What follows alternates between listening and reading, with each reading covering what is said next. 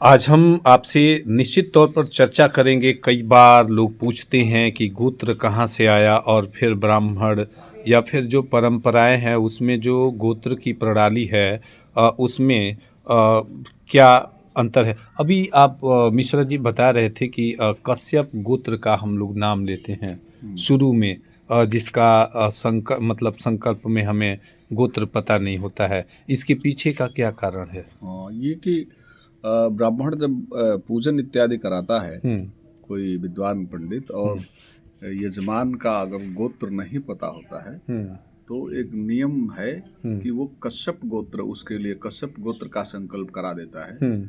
क्योंकि कश्यप ऋषि ने बहुविध उसमें जैसे ब्रह्मा से वरदान पाया था हाँ, कि नहीं मतलब। ब्रह्मा से वरदान की नहीं बात है। हुँ। ब्रह्मा ने उन्हें ये उत्तरदायित्व सौंपा आर था यू रेडी? कि आप जो है विभिन्न क्षेत्र में हुँ, जो है प्रजा का विस्तार कीजिए। तो कश्यप जैसे कश्यप की पत्नी वनिता भी हैं। हुँ, वनिता से गरुड़ की उत्पत्ति हुई हुँ, उत्पत्ति हुई। कश्यप की पत्नी कद्रू भी हैं। हुँ, कद्रू से सर्पों की उत्पत्ति हुई। हुँ, कश्यप की पत्नी अदिति भी हैं। हुँ, अदिति से सूर्य की उत्पत्ति हुई। इंद्र की उत्पत्ति हुई। हुँ, तो कश्यप की बहुत सारी पत्नियां थी हुँ, और उनसे जो है देवताओं, राक्षसों, हुँ, हुँ, नागों, यक्षों, गंधर्वों, किन्नरों, यहाँ तक कि हुँ, पक्षी वंशियों की गरुड़ जो हैं हुँ, वनिता के पुत्र हैं। तो पक्षी वंश का भी जो है उत्पत्ति के वो हैं, जनक हैं। हुँ। तो इसलिए जो है कश्यप गोत्र का संकल्प करा दिया जाता है। जिसका कोई गोत्र नहीं हो उसको पता होता है, हुँ। उसके लिए कश्यप गोत्र का ये संकल्प करा ये दिया है जाता जुड़ता हुआ संबंध जो आपको एक तरीके से विज्ञान और फिर अध्यात्म पर आधारित है। और गरुड़ की बात होती है तो अभी पंडित जी के माध्यम से पता चला कि पक्षियों और जो ये जीवों में मनुष्य का जो संबंध रहा है वो कहीं न कहीं कश्यप ऋषि से जुड़ता है। हाँ, पक्षियों नहीं, पक्षियों, सर्पों।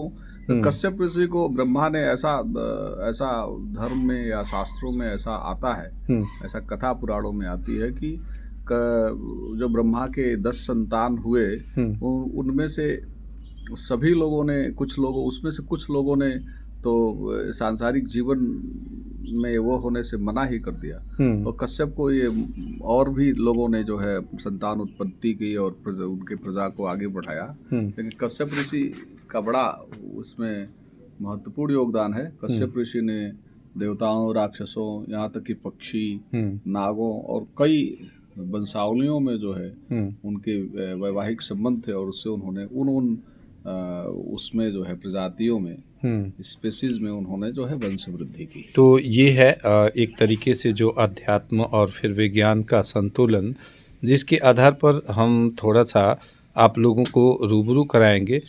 ये जानने की कोशिश हमने की है।